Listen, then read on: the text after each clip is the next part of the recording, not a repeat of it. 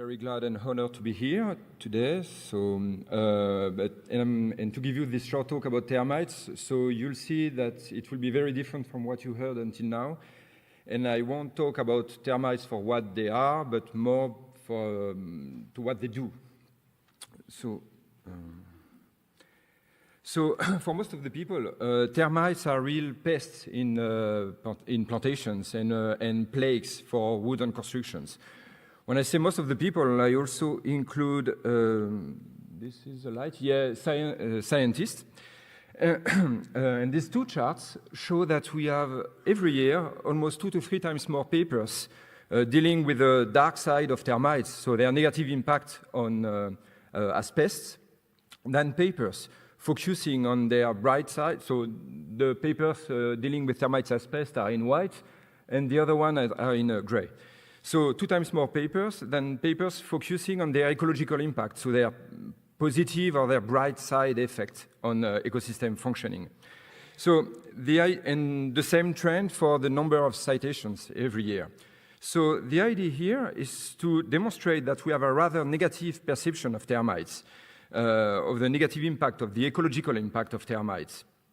And then that we have that much more energy and perhaps money has been spent to control and eradicate this dark side than to understand and perhaps use this positive effect that termites can have in ecosystem. And that's really a pity because termites have a huge impact on ecosystem functioning. So first of all, I'd like to come back to what I mean by soil engineers. So, so termites are pests or soil engineers. By soil engineers, I come back to the definition given by some colleagues several years ago.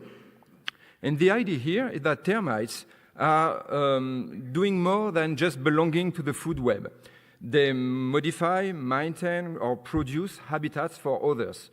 Others including microbes, animals, plants, and then impact the cycling, the distribution of nutrients in the ecosystem, and the dynamic of water and soil as well.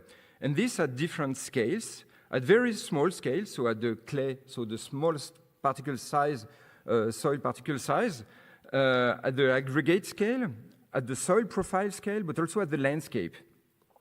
Then they will impact key ecological functions associated to soil fertility, plant growth and diversity, carbon sequestration, and so on. So I'll give you now 2 examples. The first is coming from a study carried out in Vietnam, where we compared the impact of different invertebrates on soil porosity and water infiltration. And if earthworms play a very important role in our temperate or European soils, in this study, we see that their impact was rather low in comparison with beetles and termites. Here's the water infiltration.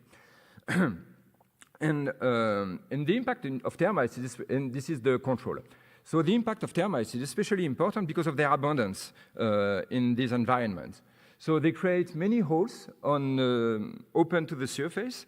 So they create galleries that are on the subsurface, mainly horizontal, but sometimes and open on the surface with these holes, and sometimes very vertical, going deeper inside the soil. And this is the reason why they impact positively water infiltration. And interestingly, this approach, this impact of termites on water infiltration, is at the heart of one agricultural practice called the ZAI system that can be found in Africa, in sub-Saharan ecosystem, and here in Burkina Faso. So the idea that the farmers create pits, many holes, in which they had organic matter, so litter, and this litter is very attractive to termites. So the termites will come, produce galleries, open to the surface, collect the litter, consume the litter, and all these holes will increase the water infiltration by almost 2 times. And this will also, and because water is also the limiting factor in this environment, this will lead to an increase in sorghum yield by almost 10-fold. And we can see below that this practice can also be used to restore degraded land from degraded land and to reestablish forests here after 30 years. At another scale, termites can also produce mounds. Here is an example. So from a study carried out in India, we found that termites produce these mounds from the soil collected in the deeper soil layers, here at about 50 centimeter depth. They collect this soil, they enrich the soil, in fact, in carbon, so between 2 to 4 times more carbon in these mounds than in the surrounding soil, more nitrogen, more clay, and between 3 to 14 times more cations inside these mounds than in the surrounding soil.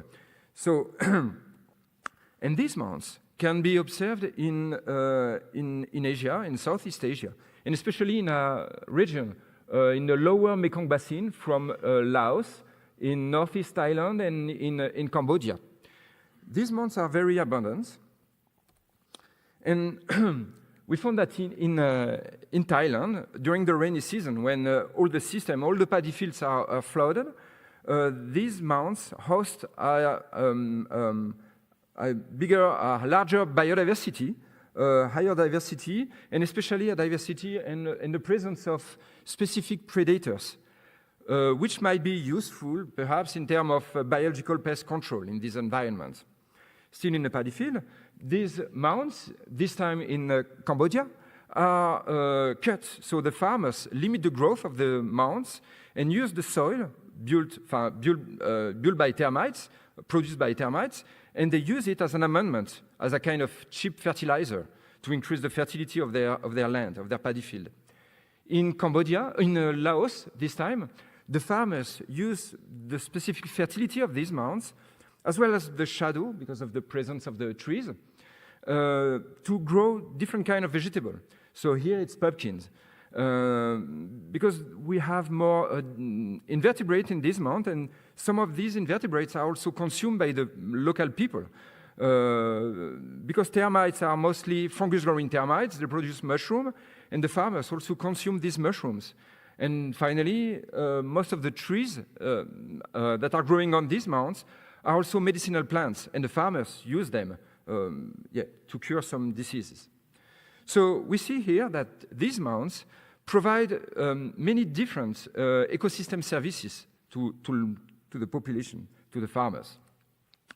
So now, to conclude this very short presentation, I just wanted to share with you something I learned from India, something very different. As we saw before, so termites provide different ecosystem services because of their impact on ecosystem functioning. So we usually talk about the provisioning services, supporting services, and sometimes regulating services.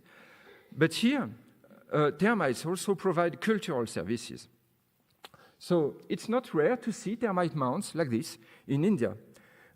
And that look like to be worshipped by the population. And there are two reasons for that, as far as I know. There's maybe more, but I know at least two. The first is that termites are real ecosystem engineers. That is, that they produce habitats for others, and others, including snakes. And the snakes love living in abundant termite mounds. And the snake is also the vehicle or the attribute of one of the most important gods in Hinduism, Shiva.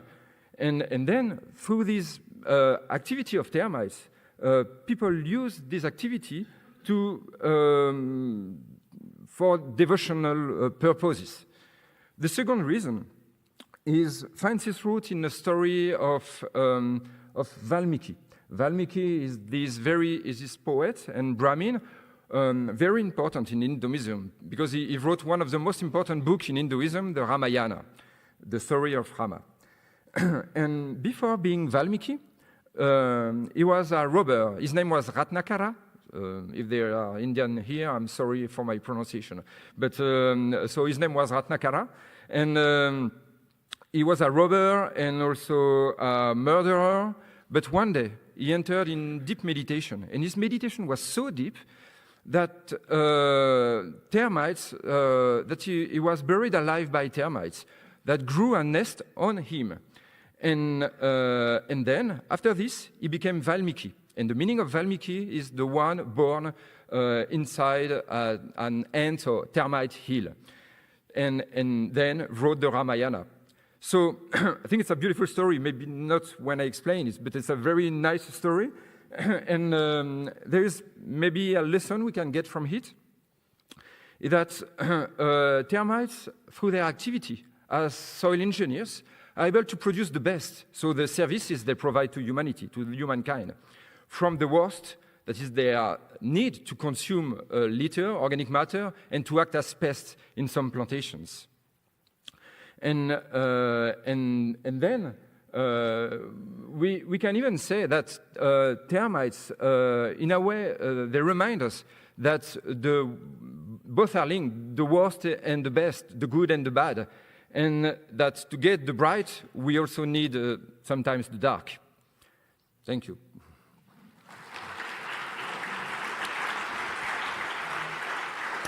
Thank you. Time for some questions.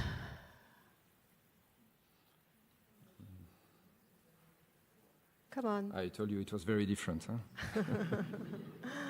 So I have a question, a very quick one. Does the climate change affect the distribution of the termites? Have you seen some changes recently? In fact, we have an observatory in India where we follow the distribution of termite mounds, and we didn't see. It's very difficult to see because, in fact, if we, for example, the nest, we start to see them when the colony has already 3 or 4 years. So it's very difficult to see, to relate the climate, the evolution of the rainfall, for example, to the dynamic of the populations. But the most important, what is really important is what we do with our land. So it's clearly the land use. And can we have in the next years the termites near Paris, for example, with the we have a quarantine room in Bondy, so there is no risk for that. So thank you. No issue. Thank you. Thank you. Other quick question. So I always thought, I always learned, yes, that the worms were the main engineers of the soil, and so I was wondering why isn't there worms in these countries, and what is there anything known on a competition between worms and insects in different regions? So in fact, what we usually observe that during the rainy season, we have more earthworms and ants and other animals and beetles, for example, that are very important if we focus on the porosity and the water dynamic, but nutrient cycling is the same. So usually during the rainy season, it's mainly earthworms, and during the dry season, it will be mainly termites. In this environment, in Asia and in Africa. But if we speak about South America, for example, where it's very humid, we can find a lot of termites as well, and it's very humid. So they don't play, they are not the same kind of termites. And their impact, if we have to compare their impact with earthworms, I have no idea. I already had this kind of discussion with, for example, Patrick Lavelle, and it's still an open question in this specific environment. Another last question. Yes, you didn't mention something which I think it's really important, the fact that they have this very large-scale organization, that what we see from the soil is nothing compared to the underground organization. There is, recently I saw in some, I don't remember which journal, but this kind of satellite image from Brazil, which show a territory of several, 100 kilometers size or something like that, which show that it's just one termite colony what we see from above is nothing compared to what is below. Though in terms of engineering, it's enormous. Could you comment about that, please? I had only 10 minutes, so really I had to do quick. And I wanted to share something with you, a bit maybe different, but from India, and I think it's quite something we don't see every day. So you're right. That's what I talk about, different scales, in fact. They impact things at very small, narrow scales, and sometimes at the landscape. And when we speak about landscape, it's really a huge environment, like the paper you're talking about. So, yes, of course. So remind me the size, because my order of magnitude is 100 kilometers, but what is the size of this organization? It's somewhere in Brazil. No, we have to. I know what you're talking about, but I don't know precisely the size. 250 kilometers, say my neighbor. Yeah. Okay. 250,000. That's what you say. You see, much more. No, no, it's really major. But don't worry, they won't come here. So. Okay, thank you very much.